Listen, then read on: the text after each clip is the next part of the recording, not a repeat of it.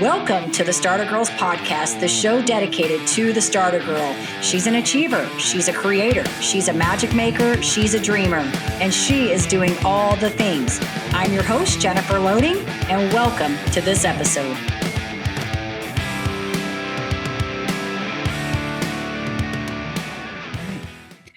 Here we are, another episode of the Starter Girls podcast, and I'm so excited about my guest today. She's an amazing creator and entrepreneur and doing all the things, and that's what the Starter Girls is all about, right?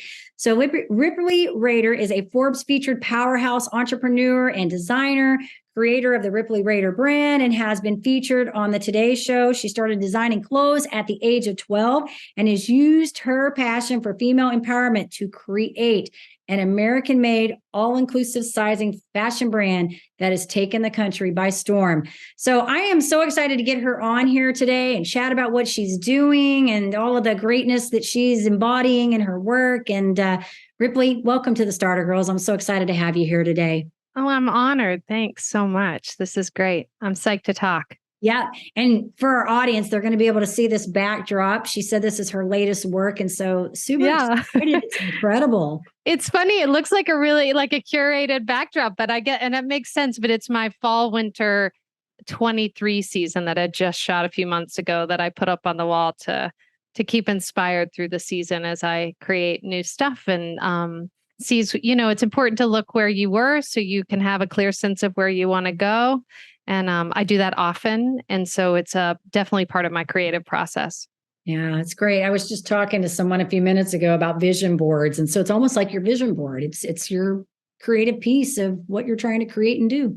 Yeah. And I think as a fashion designer who's not out to create art, like I'm out to make women feel strong and powerful in clothes. And because of that, I don't have my inspiration doesn't really come from, of course it comes from art and beautiful things and colors and all that stuff, but really it comes from what holes are in women's closets.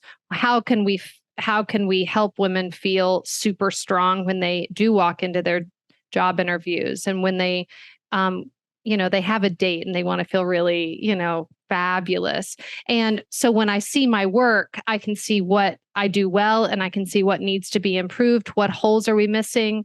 Really, I don't live in the ether a lot or whatever. I really am a pragmatic person because I want to make sure that that I'm not just doing this for me as some sort of creative practice. I really am out to make sure that what I do, it's like the difference between doing sewing, let's say a piece you're going to wear, and an arts and crafts project. I've never really been into arts and crafts because I am always thinking end game. Like, what do you do with arts and crafts? Right. It just sits there. Whereas like creating something for women that they'll actually wear is where, for me, the fulfillment comes from.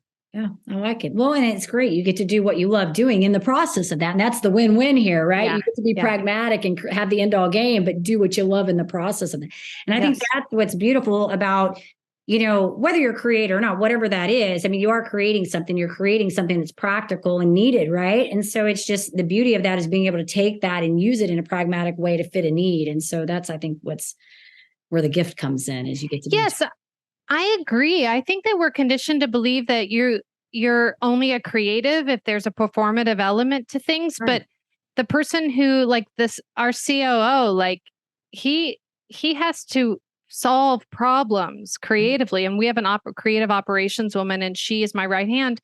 And she sees a problem and creatively solves it. So, we always say the artists and that the singers and the dancers and the performers, but really like mathematicians are unbelievably creative. Mm-hmm. Like you have finding a creative solution to something, a problem, a hole in the market or whatever, that's so deeply creative. And I think that I just started reading a book, The Creative Way of Being by I think that's the name of it, by Rick Rubin. Okay.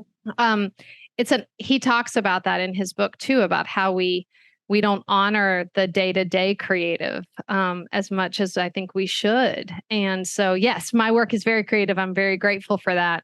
And so is the guy who does, or the woman who does all of our spreadsheets, who creates the margins that keeps my company afloat. There you go. Right. We all have Yeah. our own creative piece. I love it. Well, I want to ask kind of a question before we dive into kind of the main thing of this. Like, because you started designing at 12. And so I'm sitting here and I'm thinking, like, right now, what's going through my mind is like, when I was a kid, I'm a little older than you, but I'm thinking about these fashion plates that we used to play with when I was a kid, and I loved them. And they were at the little plates, and you put the paper and then you'd color on the thing. Oh my God, I love that. You know what I'm talking about? And you got to I design. do. Yeah. I totally know. You were probably totally into that whole thing at a young age. Like, yeah, I've always been super tactile. My family owned a fabric shop for home design, for upholstery and couches and draperies, window treatments. And so I took those things and very quickly at a very young age, I never sketched, I never did any of that stuff, but I could look at a piece of fabric and know what it needed to do, how I needed to cut it, and what I needed to do to make it look good on my body. And I made all my clothes, but I had an entirely, and this is good for people to, and this is something I talk with young women about all the time, is I had a totally first season of my life. I was a Broadway dancer and singer, and I just sewed for fun, and I danced and I sang for money. I went to NYU for musical theater and was on tour with Broadway show. And the whole time I was sewing, but only for fun. And I think we're conditioned to believe that you have to monetize everything that you love. And as someone who has monetized everything I love, there's a give and take. I always said I would never sew for anyone but myself because it was just completely joyful. But I think because it was just joyful, I could really, create whatever I wanted because I didn't have to worry about selling it or pleasing people. And then by the time high school came around, I started selling the shirt. Everybody liked the stuff I made, so I ended up selling a little bit. And I should have known I'd end up in in fashion, but I definitely had a career in theater before, which was awesome. So awesome. Well, and that's the thing, we used to say, I came from the big world of Mary Kay Cosmetics. I was with them for 22 years. And we used to always talk about, you do something that you enjoy doing, you'll never work a day in your life. Right. So that's what's making me think of when you say that, is just that when you find that thing that you enjoy doing, and then it sort of kind of evolves itself and kind of becomes a way, now you're able to share that and get it out there. And, I do think though that you do work. Like I love what I do. You do work. I love it. It's like, I do love it. And it is, I think it's a wonderful thing to give voice to the fact that you can love something wholly, probably much like children, all joy and no fun, right? Like you can love something creatively. I know what I'm creating is incredible. And there are days that I think, this is such hard work, and I like the idea of putting voice to that, because what you love to do, you're not going to love to do 7 days a week. And you're not going to, and as an entrepreneur, that's how much you're working. And it does change things. Mm-hmm. And so something that you really love might be something that you keep to yourself and you don't monetize, and you don't then have to lean on other people's opinions of it, and if they're going to purchase it or not, and things like that, and then find something that maybe you love a little bit less, start that business. Yeah. Some things I think should be, for yourself, potentially stay sacred, so you can keep enjoying it as you do when you don't have other people depending on their money to buy it. But I think that there's definitely, it's a cool thing to be able to watch something that you see grow and develop into something that's much larger than you ever imagined, which is what the company has done. Yeah. No, and you touched upon something important, because yes, you are, I think there's no, I like to, I always say on my shows, we're very practical, because it's not rainbows and unicorns in the entrepreneur space. And a lot of people get into it and they think that it's going to be that way. And we know it's not, right? And thank you for saying that, because we want to be real here about the whole thing. But I do think that it's the passion that keeps us moving through those valleys, right? It's like the excitement of what we're doing and what we're creating, because it's very different than for us, especially as entrepreneurs. Like I think every day, like death for me would be having to go punch in a cubicle for somebody and punch in, I studied accounting in college. Me having to do that No, it would not work. It just would Yeah. not work. That would be awful. So we do have the beauty that we do get to decide how we want to manifest these entrepreneur journeys and how we want our business to look and how that serves our values. And we just know we have to put the work in. You have to be able to do the work and be willing to do the work to get the outcome that you want. So thank you for saying that. Yeah, definitely. There's quite a bit of, it's the nevertheless she persists. I mean, we have that thing of you have to be willing to show up when you don't want to show up. And and and and you do it for years and years and years. Like we're 10 years in the we're 10 years having been a company, and we in some ways are an overnight success, like, and so it's this 10 years and overnight. And so it makes the 10 years really worth it when you see fruits to labor, but it's a risk, you never know. But I think it is that passion that keeps you going and going. And I love watching something grow and scale. And so that we just actually took the next step with our company and took over the top floor of this building that we manufacture, and we went from a very small space to a very large space. And I'm like working on Easter Sunday, it's all the things I don't want to be doing. But I looked around and I thought, it's very cool. It's very fulfilling. And for me, I don't chase happiness. I chase fulfillment. It's always been my MO. And I was like, short-term happiness aside, long-term fulfillment is where it's at for me. You gave me chills when you were talking about that, because I'm so excited for you and just listening to what you're doing, because to me, this whole thing that we're talking about, it's so funny. I've had several interviews today, and we've been talking about these, the struggles that women go through as entrepreneurs, and to see somebody like you be able to, take something. And when you talked about 10 years, because look at that, 10 years, and then you have that manifestation, it's so many times people get into these spaces, whatever that it is they're trying to create, and they think everything's going to happen so very quickly. And it just goes to show that it's that tenacity and that persistence, day in, day out, right? Staying committed to the passion, committed to the dream. And then eventually, if you stick with it long enough, things start to manifest, they come together. And so you're a testament to that. Thanks. It's so exciting.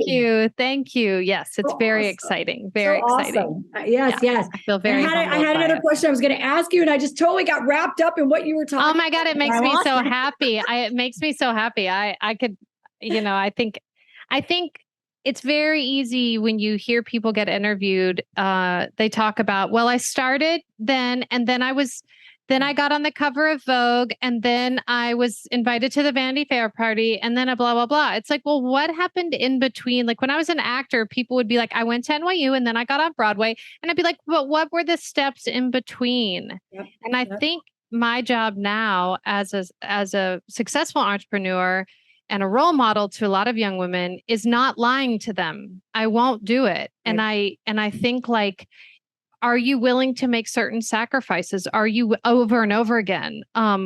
What are you willing to sacrifice to make something, great? Because there will be sacrifices. You can't do everything you can do everything and just not at the same time. Right. And so I think that's where I am with it, because it's funny, because as wonderful as success is, it's fleeting, like failure is fleeting. And so what you have to do is go, well, is what I'm doing, the purpose, still making me feel full, paying my bills, if need be, all that stuff. But I think that recognizing that everything is temporary, gets you back to what it actually is. It's not about the fame. It's because it's such a roller coaster. Business owning is such a roller coaster. Like, for example, just last week, our Instagram got hacked. Well, our biggest platform is Instagram and Facebook, and we are sort of a viral company on those platforms. So you can imagine the panic. Yeah. I went on your Instagram and your Facebook. Yeah. It's like, it's a weird thing. And I think I'm 42 now. I think at 32, when I first started the company, I would have lost it over that. I would have been out of my mind. But it happened during a sales show I was dealing with my wholesalers and boutiques, and my husband was back. He runs the company with me, and he was back dealing with this office move. And it was this thing of, we dealt with what we could. You do what you have to, and you move on. You don't get worked up about things. You take things as they come. You recognize this won't last forever. It'll get solved. And it did. And then you move on. But I think that's a wonderful thing rather than really letting yourself go really high and really low. If you can keep a really level head about most things, knowing everything is temporary and you can get through anything. Some idiot has created a company and made millions in it. If that person has done it, if he's like this idiot guy has created a company, you can also create a company. This idea that you have to look outside of yourself to create. I still run the website and I'm 10 years in and we're doing numbers like I would never have known.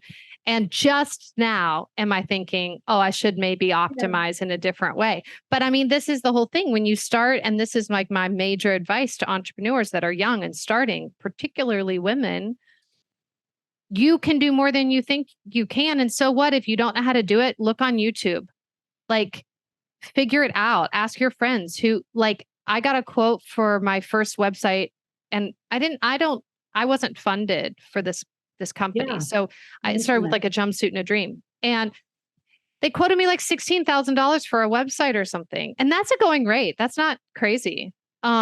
But I thought to myself, well, this is ridiculous. I can figure this out. Some idiot has figured out how to do it. And there's beautiful platforms and templates for like $100 on Shopify. That's what I did. I made it my own.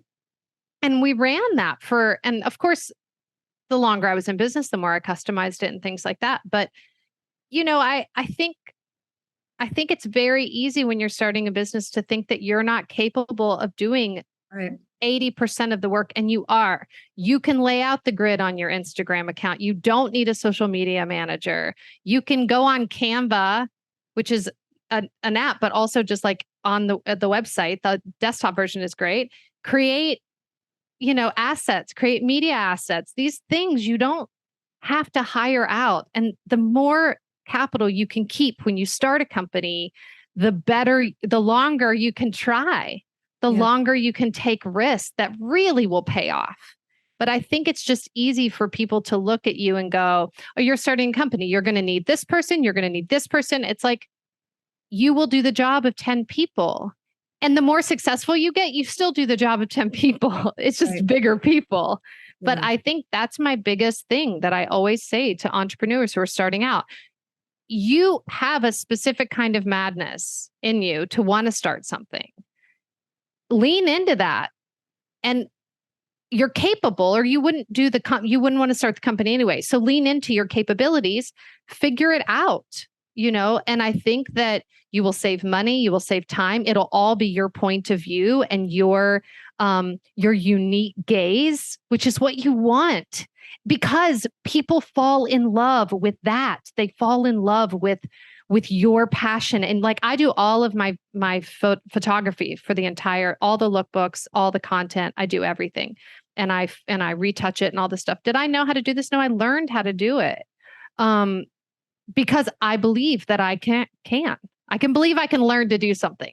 Right. And I think that's the biggest takeaway for me as someone who's now on the other side of it. For young entrepreneurs, do more yourself. Don't hire it out. Yeah.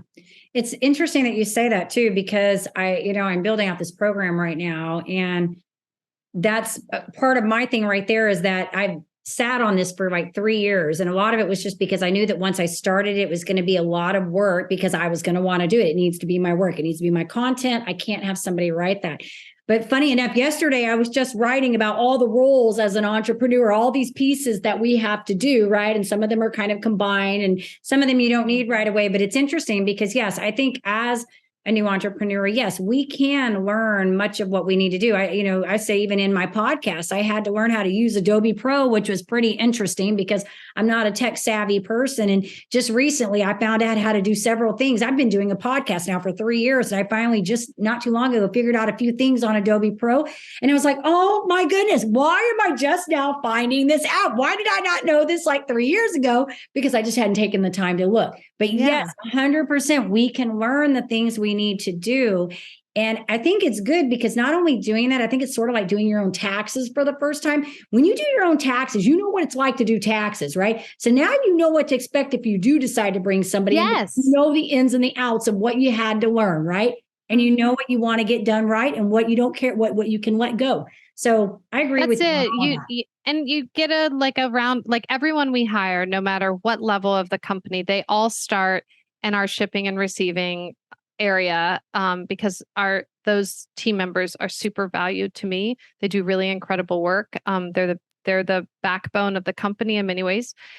Everyone starts there. Everyone knows how to pack a box. Everyone knows how to steam a return. Everyone knows that. You start because you have a deeper appreciation for it. And so that's the thing. You can, down the line, you can go, I really don't shine in this way. Well, then now you know, but at least you've given it a go, and you want to listen to guidance from people. You want to listen to advisors and things, but only take their advice if you can sit with it for a few days and it still speaks to you.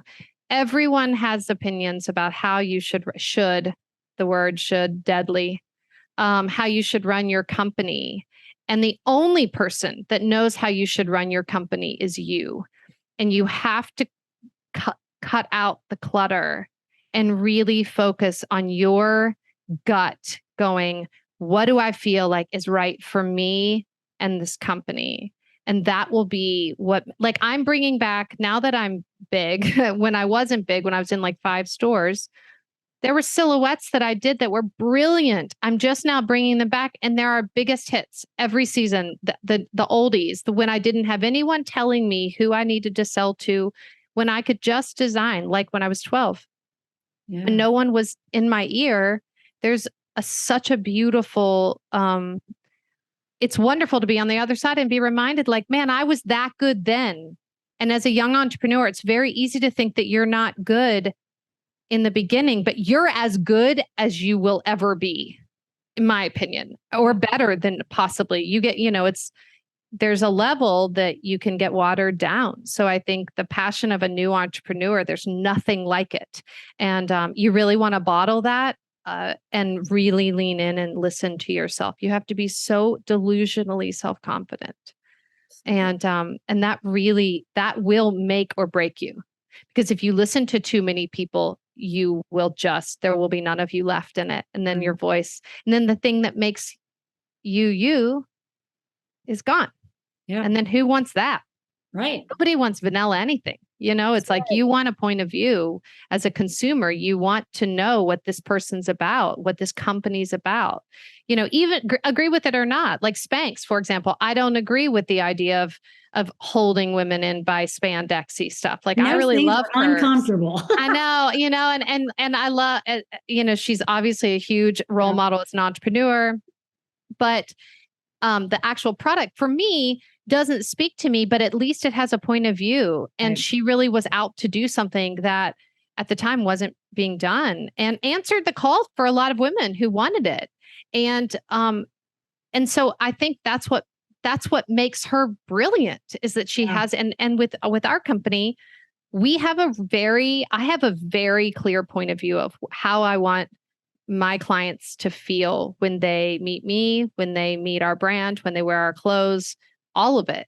And there have been seasons where I leaned away from that and we didn't do as well.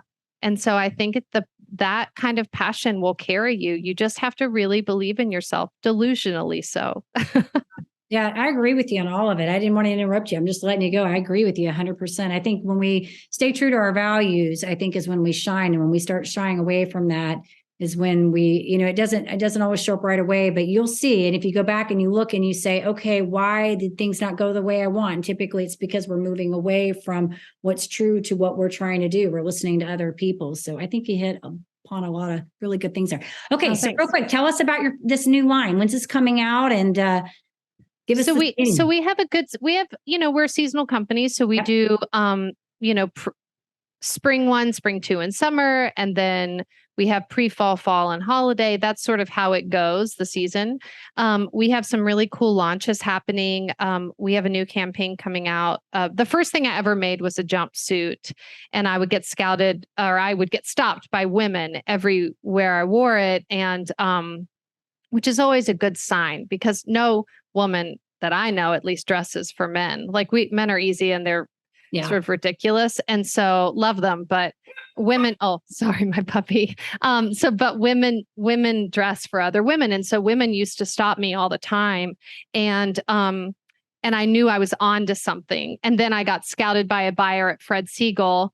And she was like, I was at a concert and she was like, where'd you get this thing? And it was this, this jumpsuit that I loved. And I went on vacation with 6 women. We all put it on and everybody had different bodies and we all looked good in it. And, but I got famous recently from my pants. So I'm known as the pants woman, which is, we do make a great pant, but I'm relaunching the jumpsuit joyfully in May. I'm very excited about it. And we're doing a whole campaign about imagining an army of women not afraid to stand out. I think we're conditioned to believe that, and in our country right now, speaking up, being a woman and speaking up, we have to do that differently than we've ever done in the past. And so the whole campaign is imagine an army of women not afraid to stand out, with our clothes, with our voices, with our courage, all of it. And this campaign, I've dressed all different bodies. We have inclusive sizing, obviously, because hot is hot.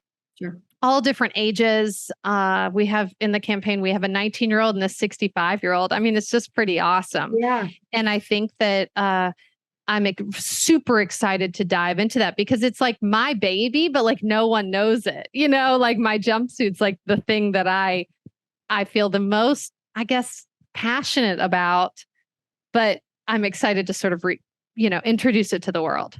Which I'm really, You are a beautiful soul, right, Ripley? Thank you. I love listening to you, and I can definitely feel your passion and your energy for what you do. And like I said, I love what you're doing. I checked out all of your stuff. Was blown away by it all. And I do, what I want to say to you is I'm going to make sure when we get this out, we'll get all the links so everybody knows where to check all this out. But tell us real quick, your website, because I know it's probably pretty easy and we can find it, but tell us it so we can make sure we get it noted where you want me to send everyone. Okay, wonderful. It's RipleyRaider.com. That's pretty simple. Ripley Raider. I love it. Mine is my name too. I always love it. I know it's good. It makes it really simple. And then online, it's Shop Ripley Raider. So, keep it. You're doing awesome stuff. I'm going to follow you because I want to keep up with you. Ditto. And I did see your deal on, was it the Today Show or whatever? Yes. I saw your pants on there. Yeah, which was not via PR. That was a completely organic. The producer's sister wore my pants at Christmas dinner and could eat and looked great and was happy. And then the producer was like, we got to feature these pants. And I was like, this is amazing. They're awesome. I saw that. I'm like, I got to check out this stuff she's got going on. So good for you. I think it's incredible. You are a starter girl. See? That's yes. Starter girl. So yes. I want to tell you, thank you so much for coming on here. You're incredible. Love what you're doing. Like I said, thank you for being authentic, for sharing. And we'll make sure, like I said, that we get everybody directed in the right way so they can check out your pages and what you've got going on. I'm going to keep up with you too, so I can keep up. Ditto. Thank you so much. It's a mutual admiration society around here. Absolutely. All right. And of course, we do want to say to our audience, if you enjoy our show, go check us out on your favorite podcast platform. You can go give us a rating on Apple. And keep in touch with us so you can see all these great, amazing women that we're featuring in these stories. And like I always say, you guys be kind to one another and take care of yourselves. We will see you next time.